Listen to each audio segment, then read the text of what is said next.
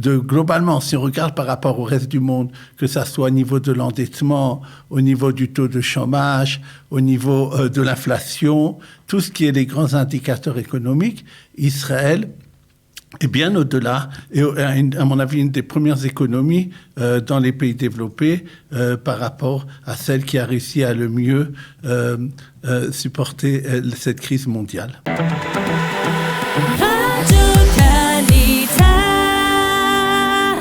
Eh bien, il est 8h40 et comme chaque mercredi, nous avons le plaisir de retrouver le docteur Daniel Guggenheim. Daniel, bonjour, Boker Tov. Bonjour.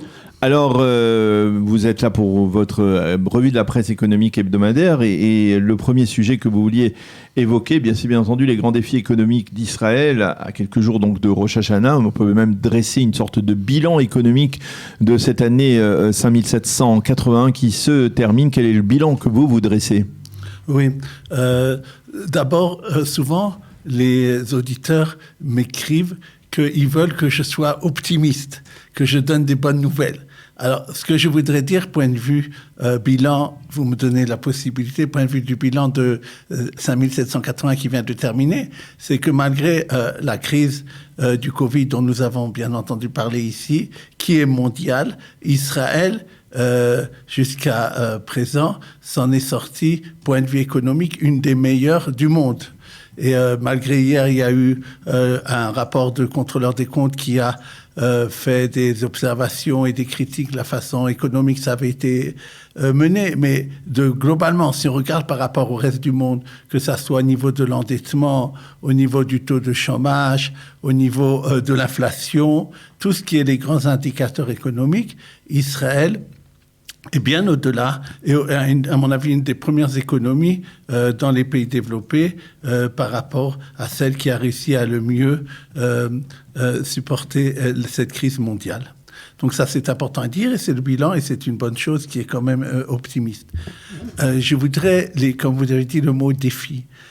J'ai pensé les défis d'Israël pour l'année qui va venir, économiques, et d'abord, à mon avis, point de vue santé. D'abord, point de vue santé, nous avons parlé souvent ça depuis plusieurs semaines, à part la crise du Covid, il y a maintenant une crise aiguë des hôpitaux, ce qu'on appelle les hôpitaux publics, c'est-à-dire pas gouvernementaux, à Sharet Zedek, par exemple, à Jérusalem, à Hadassah et autres, et aussi même à Natseret, en ce qui concerne la population arabe. Ces 7 grands hôpitaux, ce sont des millions de personnes qui, depuis une semaine, ne reçoivent pas le service qu'ils doivent recevoir puisque les hôpitaux travaillent comme s'ils travaillent Shabbat. Il faut comprendre, bien entendu, que si pour les malades ou ceux qui devraient venir, retarder une opération ou des soins qui ne sont pas prodigués, qui devraient le faire, est un problème vital. Souvent, c'est pas parce que c'est pas aujourd'hui que ça n'a pas une question de vie ou de mort, ça c'est facilement, et donc c'est un très grand problème. Maintenant, ce qui se passe depuis une semaine, ça arrive ça, et le ministère des Finances prétend qu'il a fait passer déjà une avance à ces hôpitaux-là de 100 millions de shekels, et les hôpitaux disent qu'ils n'ont rien reçu. Je n'ai pas réussi à savoir où est la vérité. J'essaie toujours de voir si on peut voir d'après les faits, d'après ce que les gens disent objectivement. Je n'arrive pas à le savoir. C'est étonnant. Ce que je sais, c'est que un des directeurs d'hôpital a dit, moi, j'ai une aide de la Banque Leumi qui me dit qu'ils arrêtent de me prêter des crédits parce que je suis à sec. Et c'est un énorme problème. Et apparemment, c'est qu'il y a un problème qui est fait. On peut voir d'ailleurs que quelqu'un qui serait objectif, puisque hier, le président de la Knesset, je l'ai entendu, a lancé un appel solennel au ministère des Finances et au gouvernement. Il a dit bien que normalement, je devrais pas me mêler de ça, qu'il a vu ce qui s'est passé à Sharet Zedek par hasard cette semaine, et les conditions sont très, très dures, et qui demande à ce que très vite, cette crise soit terminée. Aujourd'hui, d'après ce que j'ai compris, c'est même ils vont jusqu'à les docteurs d'hôpitaux ont demandé à Bennett de s'en mêler. Ils vont faire devant l'endroit où travaille le Premier ministre, vont faire une manifestation. Effectivement, ça c'est la première chose qu'il faut que ça s'arrange. La deuxième chose, quand je dis santé, bien entendu, je pense à Covid. Toute l'économie mondiale, bien entendu, est tenue et ce qui va se passer conditionné, ainsi que le budget dont on peut parler une minute. sera conditionné à ce qui va se passer. Personne ne sait dans le monde. Bien entendu, on ne peut pas être devin de voir avec ce virus qui a plusieurs fois étonné le monde et les gens ont pensé que en faisant ce que Pfizer avait donné, ça permettrait d'arranger le problème et apparemment, ça n'a pas, pour l'instant en tout cas, arrangé tous les problèmes et on ne sait pas ce qui va se passer des prochains variants. Et bien entendu, c'est une question d'incertitude, à mon avis, pour toutes les politiques économiques, y compris celle d'Israël. Je voudrais aussi pour terminer une dernière chose là-dessus, parler environnement. Israël est en retard par rapport aux engagements mondiaux de l'environnement. C'est un problème par rapport au gaz qu'elle utilise, c'est-à-dire ce qu'on appelle le gaz ozone, ce qui est pour l'atmosphère.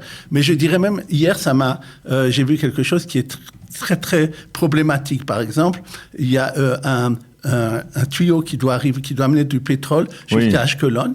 Et il s'est trouvé que ça s'est fait juste à un endroit, lorsqu'ils ont fait les travaux et lorsqu'ils ont fait le tuyau, ils l'ont pas fait au bon endroit. Et c'est juste à côté d'endroits où il y a de l'eau potable pour les gens. Et il faut, et le ministère de l'écologie a fait des vérifications, a été très, très embêté de voir cette chose-là. Et je crois qu'il devrait y avoir une conscience très, très importante. À mon avis, elle n'existe pas, comme elle existe dans beaucoup de pays en Israël, beaucoup plus important de ce qui est les problèmes écologiques et autres de ce qu'on peut faire. Je dirais juste une anecdote, mais quand même, j'aime bien être pratique aussi. Moi, je sais que à Arnov, dans notre immeuble, mais c'est pas seulement le nôtre, de beaucoup, parce qu'il y a eu des travaux, vous savez, la route qu'on va faire, la grande route qu'on doit faire sur Jérusalem, qu'on appelle la route 16, il y a eu, les gens ont reçu des factures d'eau extrêmement élevées, de 10 fois plus ce qu'on appelle la tricha meshutefet, c'est-à-dire de tout le binyan. On a été averti par l'entreprise qui fait l'eau et apparemment c'est un problème général qui dépasse d'ailleurs Arnov, qui est dans d'autres quartiers.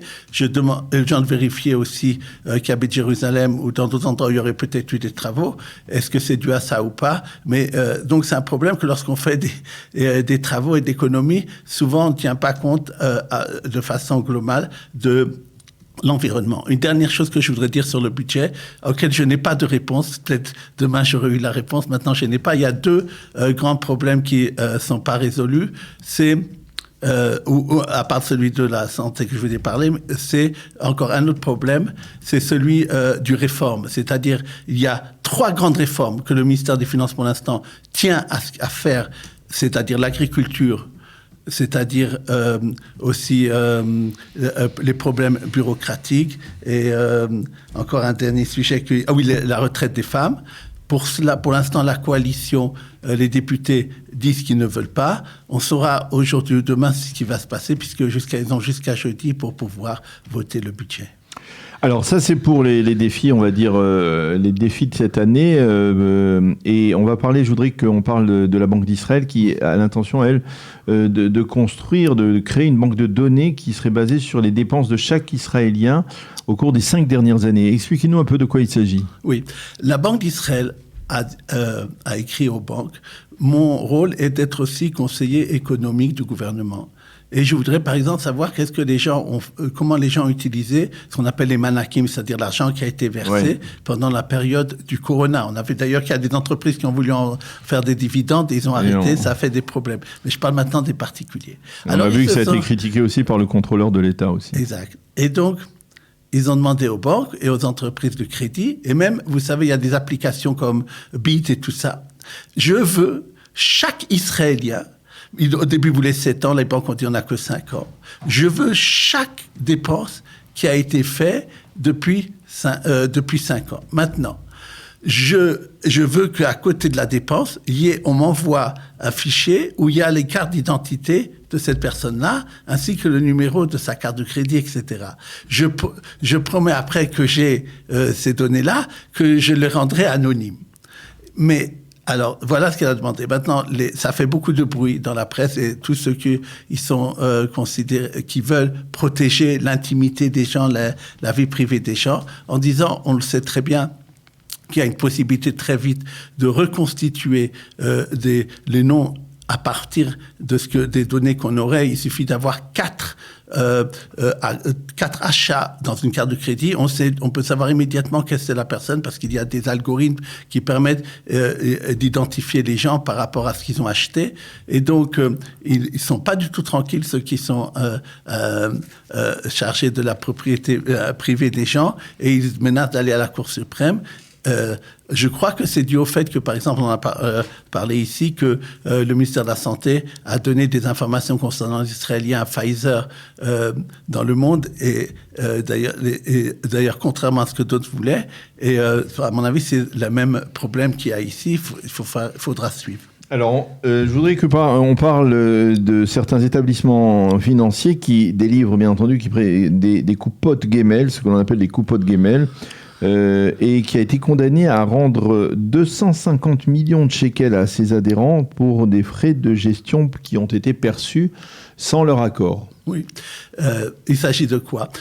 Il y a une grande réforme en l'année 2006 qui a fait que les coupotes Gemmel, les caisses de retraite sont passées des banques aux établissements financiers, ce qu'on appelle la réforme Bachar. Certaines personnes qui cotisaient dans ces coupotes Gemmel, parce que s'agissait de groupes qui étaient forts, avaient le droit de ne pas payer des frais de gestion. Ça a été passé aux établissements financiers, qui sont des établissements qui veulent gagner de l'argent, ils ont littéralement eu pris des frais de gestion sur ces gens-là. Maintenant, eux, ils ont compris la loi, que ça leur permettait de faire ça et qu'ils n'avaient pas non plus besoin de demander l'accord des gens pour cela. Il y a eu une attaque qui depuis 2015, ça dure, qui a été faite en justice à ce sujet. Et la juge a fait énormément de critiques sur ces coupotes Gemmel. Et elle a dit, c'est quelque chose qui devait pas être fait. Bien que eux, ils ont dit qu'ils ont compris de leur autorité que c'était permis. C'est un énorme problème pour eux. C'est 250 millions de shekels.